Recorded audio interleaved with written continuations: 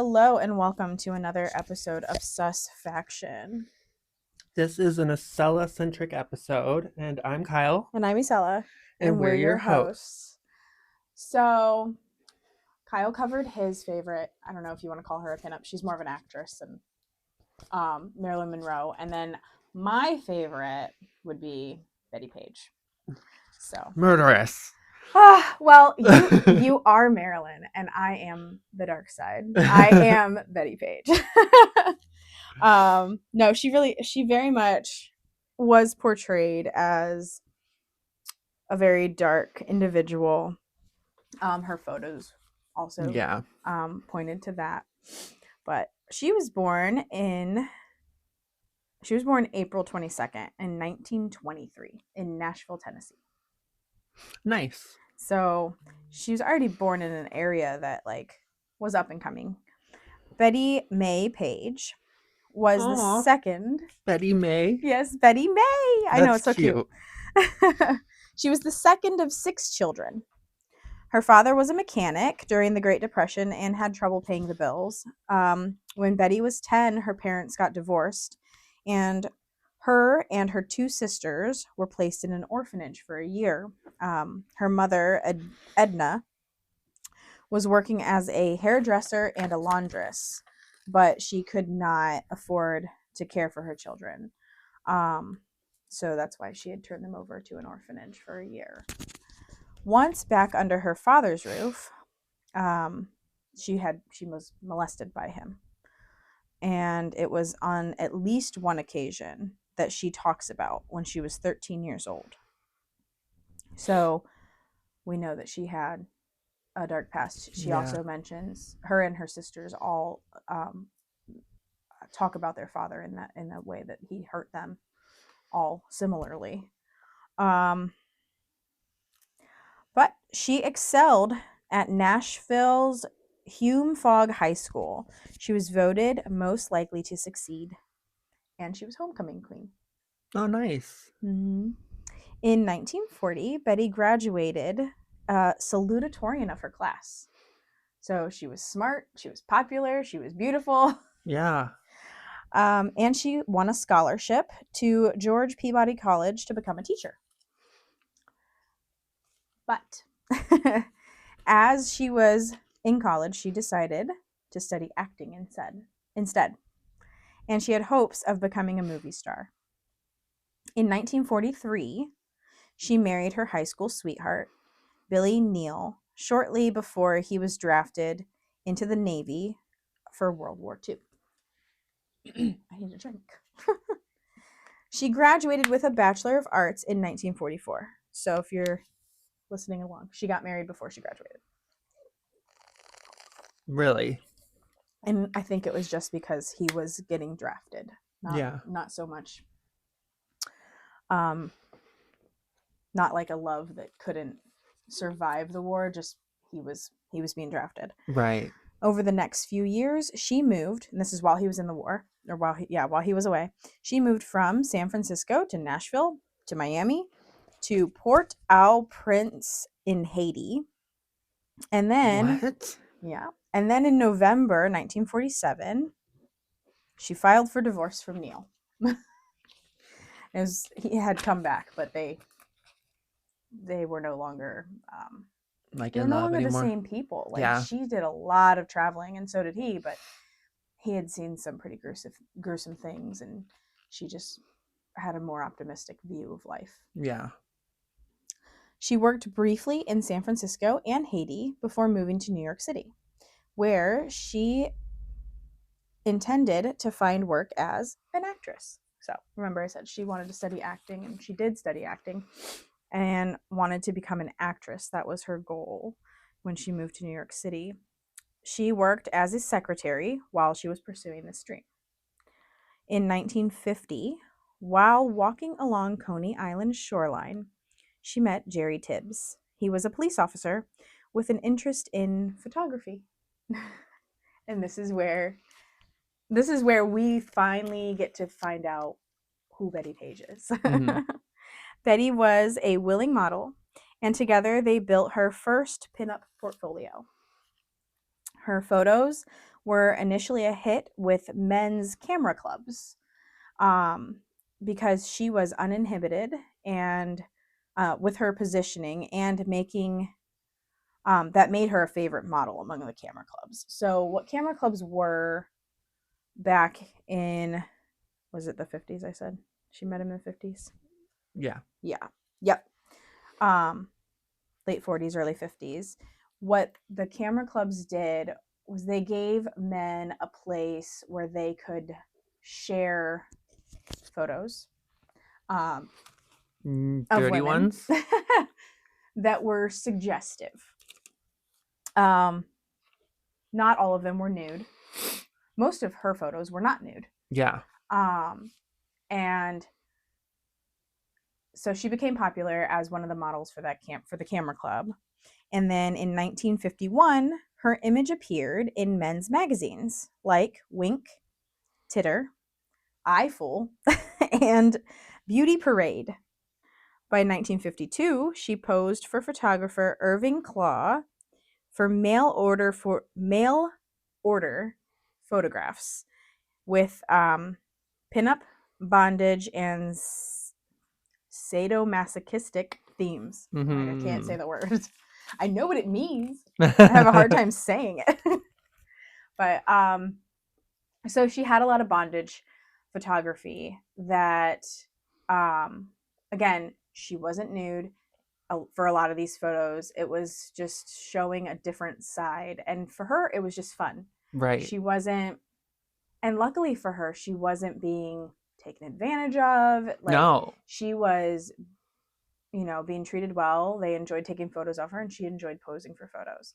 And she also made a lot of her own costumes. She sewed very well. So this made Betty the first famous bondage model. She was also cast in a series of black and white short fetish films. So she was acting. Mm-hmm. By 1953, working with Herbert Berghoff, Betty secured several roles in New York stage productions. Oh, that's cool. I know. I was like, oh, I didn't know that. That's so cool. Especially because I was a theater kid. And she also had several TV appearances. Some off-Broadway productions were Time is a Thief, Sunday Costs 5 Pesos, and she appeared on the Jackie Gleason show. I didn't look up who that was, but I'm assuming it's kind of probably more like your Ricky Lake or something along those lines. By 1953, she acted and danced in feature-length burlesque films. So this is no longer short fetish films, but an actual full-length burlesque film she was starring in. But her first love was pinup modeling. So in 1954, she met a photographer, Jan Caldwell and Bunny Yeager, in Miami. She signed on to do a photo session at a wildlife park, and this is where we get those famous Betty leopard bikini photos. Betty's photos from these sessions are among her most celebrated, and she did do some nudes. The photos in the leopard bikini that she made herself are among the most famous, and a photo she took with 2 cheetahs named Maja and Mibili. And Jungle Betty was a hit. Bunny sent photos to Playboy. Hugh made her the January 1955 Playmate of the Month. And this is when Playboy was in its infancy. Yeah. It was only 2 years old. And this won Betty the title of Miss Pinup Girl of the World in 1955. And she modeled until 1957. And that was it. She was done modeling. Because, and I'd heard rumors of this, but I didn't actually know everything involved with it. Mm-hmm. But apparently, there was a senator, Estes Kefauver, and he called Betty and her photographs and her photographers a bad influence, and that her photographs were degrading for women. He formed a subcommittee on juvenile delinquency to investigate how bad an influence that they really were. And he happened to find a man named Clarence Grimm. Clarence Grimm had a son. His son committed suicide. And Clarence said, that his son's suicide was inspired by Betty. How is that?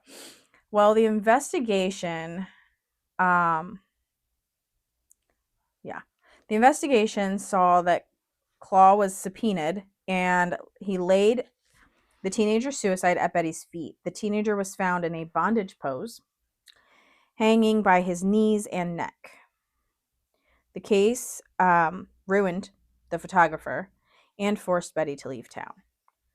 So it's because of the pose bondage was similar to some of her photos, that they were able to kind of just be like, it had to be inspired by. They didn't say that they found pictures of Betty in his room. Right. So it was just reaching, but right. It affected her. She felt terrible, and she left town. She moved to Florida.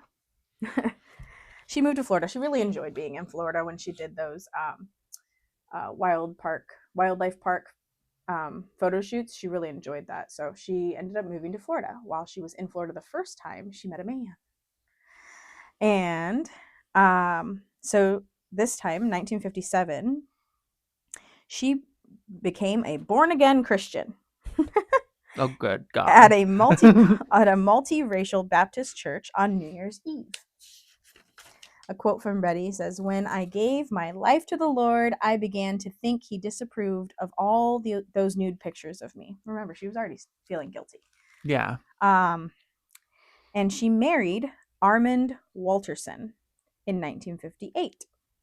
Armand was the friend that she made while modeling in Florida in the past, and the relationship wasn't what she'd expected it would be. So they quickly divorced in 1963.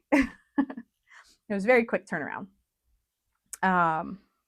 It was one of those quick romances the first time, and then the second time it was, this isn't what I expected. Right. Okay, in 1967, she married again to a man named Harry Lear. Betty's mental health began to deteriorate.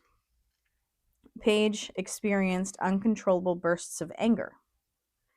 And one instance included her running through a Boca Raton ministry retreat with a .22 caliber pistol in January of 1972.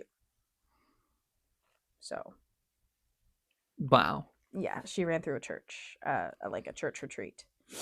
In April, she forced her husband and his children to pray to Jesus at knife point. So she held them at knife point and made them pray. Then she was committed to Jackson Memorial for 4 months and recommitted herself 2 months after her release. So she was in there. She was placed on suicide watch while she was in there. And in 1978, she separated from that husband. And then she moved to California to be near her brother. Her brother was in California at the time. So when she was originally placed in the hospital, she was there for 4 months. They released her. And then 2 months later, she felt it necessary to check herself back in because she was saying that she was having suicidal ideation. So that's why they put her on suicide watch when they recommitted her. After an argument with her landlady, this was in California, where she assaulted her landlady with a knife, Betty was diagnosed with schizophrenia and sent to Patton State Hospital for 20 months this time. There are varying accounts, but she attacked another landlady by stabbing her repeatedly with a knife, slicing off a finger, and giving her a permanent smile. Oh my gosh, see, I knew she was nuts. Why so serious? That's just what it made me think of. Like, they said that she sliced her from ear to ear. Wow. So the landlady survived, though. Yeah. She survived this, and Page was found innocent by reason of insanity, sentencing her to 10 years at the same hospital she was at before. So did I say the name of that hospital? I think so, but I can't even recall it. Jackson Memorial. Yeah. Yeah. So she was sentenced to the same hospital. And then she was released in 1992. During Page's absence from the spotlight, the public grew increasingly curious about her because she was so famous. Yeah. And then all of a sudden she like drops off the face of the earth. She found God, she got married, she got divorced, she got married, she got divorced. She went to jail or mental institution. And she went to California, another mental institution. Where is she? Where's Betty? Nobody knows. Right. But so they grew curious about her, and Penthouse magazine offered a $1,000 reward to anyone who could prove her dead or alive. Yeah, because she like faded into obscurity for a while. Yeah, she was just gone. Nobody knew where she was. Her photos inspired an illustrator named David Stevens, who modeled a popular comic book character after her in 1982. The comic book is called The Rocketeer. And Betty was the central female character, serving as the girlfriend to the protagonist, but she was portrayed as a strong and independent woman, challenging Cliff, the main character's recklessness. And she received royalties for her likeness. And her story appeared on Lifestyles of the Rich and Famous. So that was 82 was the last time. And then Paige died at age 85. She had pneumonia and she went into the hospital. She was 85. I mean, 85 is, that's a long life. Yeah. And she had pneumonia and she went into the hospital and they kept her because of her age and the fact that she had pneumonia, and she ended up actually passing of a heart attack while in the hospital. Oh, wow. So, but that is the amazing life of Miss Bettie Page. Wow. Yes, she's a force. She was a force. For sure. But sadly, mental health. Yeah, mental health, like schizophrenia, can really mess a person up when they're not diagnosed. Yeah, well, she had that trauma too. I mean, you have the obvious trauma of being molested as a child or a young teenager, but the trauma of having your mom actually have to put you in an orphanage because she can't afford to take care of you, and the trauma of hearing your parents argue all the time because they can't, because it's the depression. Like there wasn't money for anybody. So all of that trauma she had in her young life, and then the bouts of rage that came from that. I want to know what the landlady did. Right, what they did to piss her off. Like, what did they do? Did they say her check bounced and she just like went off? Or did they say like, I don't know, I'm not going to cover your water bill? Right. I don't know. Oh, it's insane. So did you learn anything about Betty? I learned more so, like, I thought like that she had, I guess it was been what some people would consider attempted murder, but like I knew that she had done some like murderous things. But I didn't know that it was like, I didn't know that she was diagnosed with schizophrenia. I didn't know that. Yeah, her outbursts were wild. And it was two different landladies, and then the husband she had been married to, that caught the brunt of it. Yeah, the knife point prayer. Yeah. That's a little wild. And she ran through a church retreat with a gun. Yeah. That too. Um, so I'm not sure if she had kept modeling and the senator hadn't, made a spectacle of her, if things would have been different. Right. I don't like that she was made an example of in that way, because she wasn't hurting anybody. No. She was having fun. She was making money.